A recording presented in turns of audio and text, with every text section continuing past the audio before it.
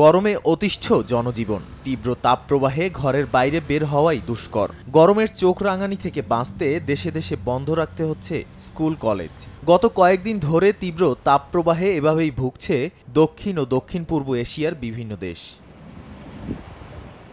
দেশগুলোতে জারি করা হচ্ছে হিট অ্যালার্ট।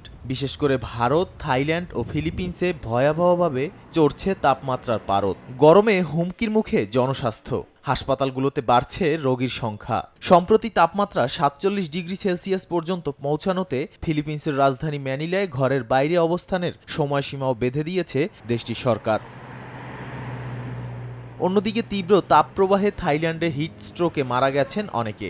ব্যাংককে এখন পর্যন্ত সর্বোচ্চ তাপমাত্রা রেকর্ড হয়েছে ৪১ ডিগ্রি সেলসিয়াস। দেশটির আবহাওয়া দপ্তরের পূর্বাভাসে বলা হয়, চলতি মাসে তাপমাত্রা ৫২ ডিগ্রি সেলসিয়াস পর্যন্ত উঠতে পারে।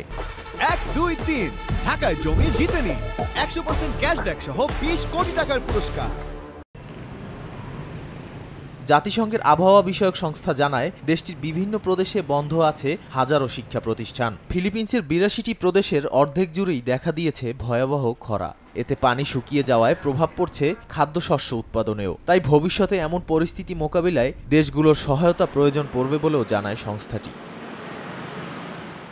এদিকে তীব্র গরমের মধ্যেই ভারতে চলছে লোকসভা নির্বাচন। শুক্রবার দেশটিতে উচ্চ তাপমাত্রার মধ্যেই হয়েছে দ্বিতীয় দফায় ভোট। তীব্র তাপদাহে কেরালায় ২ জন ভোটার ও ১ জন পোলিং এজেন্টের মৃত্যু হয়েছে বলে জানা গেছে।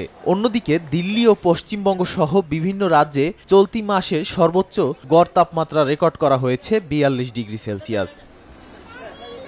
পরিবেশবিদ ও বিশেষজ্ঞদের মতে এমন জটিল পরিস্থিতির জন্য দায়ী জলবায়ু পরিবর্তন, বৈশ্বিক উষ্ণায়ন ও এল নিনোর প্রভাব। প্রাকৃতিক কারণের পাশাপাশি মানবসৃষ্ট জলবায়ু পরিবর্তনই বেশি দায়ী।